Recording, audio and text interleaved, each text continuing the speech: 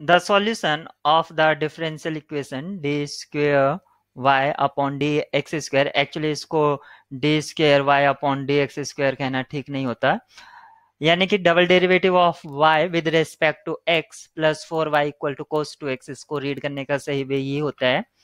तो इसका general solution क्या होगा वो हमें बताना है। तो यहाँ पर अगर आप जनरल सॉल्यूशन की बात की जा रही है तो जनरल सॉल्यूशन किसी भी डिफरेंशियल इक्वेशन का, क्योंकि सेकंड ऑर्डर डिफरेंशियल इक्वेशन है और इसका जो जनरल सॉल्यूशन है वो, क्योंकि राइट हैंड साइड भी आपके cos 2x है, तो इसका जनरल सॉल्यूशन में पर्टिकुलर इंटीग्रल एग्जिस्ट करेगा, तो वो हमें फाइंड आउट करना होगा। तो जनरल सॉल्यूशन आपका होता है जिसको मैं जीएस बोल देता हूँ, complementary function plus particular integral.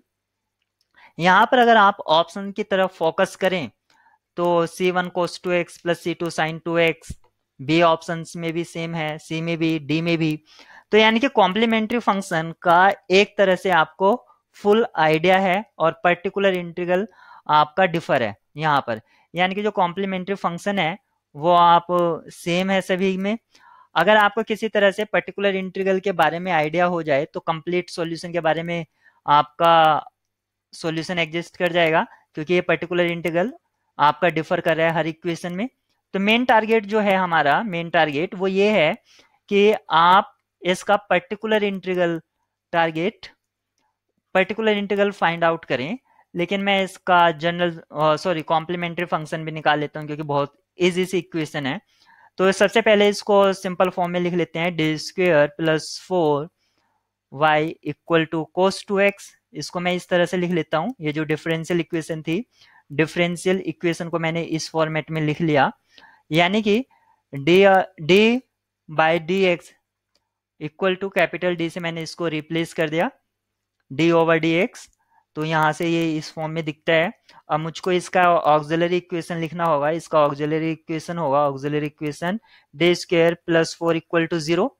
इस ऑक्सिलरी इक्वेशन के मुझको रूट्स निकालने होंगे। इसके जो रूट्स होंगे यानी कि डी स्क्वायर इक्वल टू -4 और डी का जो वैल्यू आएगा वो क्या आएगा, प्लस माइनस 2i, यानी कि इसका जो आप रियल पार्ट कह सकते हैं वो 0 और इसका जो इमेजिनरी पार्ट है वो 2 है। तो यहाँ पर इसका जो कॉम्प्लीमेंट्री फंक्शन होगा, यानी कि इसका जो सॉल्यूशन होगा जिसको मैं कॉम्प्लीमेंट्री फंक्शन कह सकता हूँ, तो वो क्या होगा, e raise to the power alpha. अगर मैं इसको रियल पार्ट को अल्फा कहता हूँ तो real part into x, x मतलब इंडिपेंडेंट वेरिएबल आता है, तो यहाँ पर जो कि 0 है, 0 इंटू एक्स और C1 कोस 2 इंटू में, क्योंकि यहाँ पर जो बीटा का वैल्यू है वो 2 है तो 2 यहाँ पर यूज करेंगे, x यानी कि इंडिपेंडेंट वेरिएबल आपका यहाँ पर आएगा, प्लस सॉरी ये C1 रहेगा, ये C लिखा था मैंने, C2 साइन 2x सेम रहेगा। तो यहाँ से e raise to the power 0x, इसका वैल्यू तो मतलब 1 हो गया है, e raise to the power 0 का वैल्यू 1, तो इसको लिखना ही फिजूल है। तो C1 cos 2x plus C2 sign 2x, ये इसका कॉम्प्लीमेंट्री फंक्शन आ गया जो सभी में कॉमन था। मेन टारगेट है मेरा पर्टिकुलर इंटीग्रल, तो पर्टिकुलर इंटीग्रल यहाँ से क्या आएगा, 1 अपॉन एफ डी स्क्वेयर और जो आपका राइट हैंड साइड में था cos 2x, यानी कि ये आपकी RHS है, तो जो आपका RHS में था वो आ गया।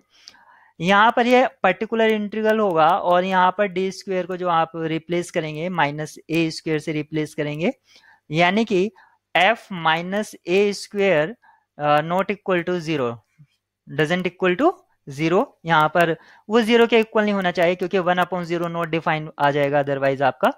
तो यहाँ पर ये क्या हो जाता है, 1 upon F minus a square cos 2x। तो एफ माइनस ए स्क्वेयर जो कि ए का जो रोल प्ले कर रहा है यहाँ पर, क्योंकि कोस ये 2x है, यहाँ पर जो हमें यहाँ पर दे रखा है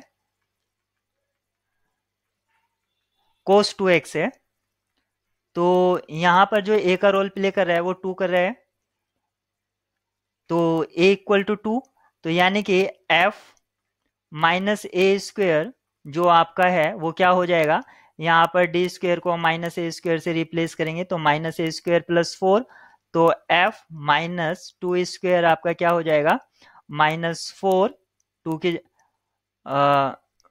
2 का ए स्क्वायर की जगह आपने 2 स्क्वायर पुट किया तो 4 आ जाएगा +4। तो यहाँ पर -4 +4 कैंसिल होकर 0 हो गया है। तो यानी कि 1/f माइनस ए स्क्वायर जो है आपका 0 आ रहा है। तो आपका अब ये नहीं होगा इसका पर्टिकुलर इंटीग्रल। अब आप पर्टिकुलर इंटीग्रल फाइंड आउट करेंगे x/2 इंटू ए कोस 2x। इस फॉर्मूले से आप इसका पर्टिकुलर इंटीग्रल आप फाइंड आउट करेंगे। जब आपका 1/f ए स्क्वायर आपका 0 हो जाता है यानी कि goes to 0, then particular integral आपका, सॉरी यहाँ पर साइन रहेगा, अगर कोस है तो साइन 2x रहता है और साइन है तो निगेटिव साइन अपीयर हो जाता है आपका, यानी कि -sin2x आप ऐसे कह सकते हैं।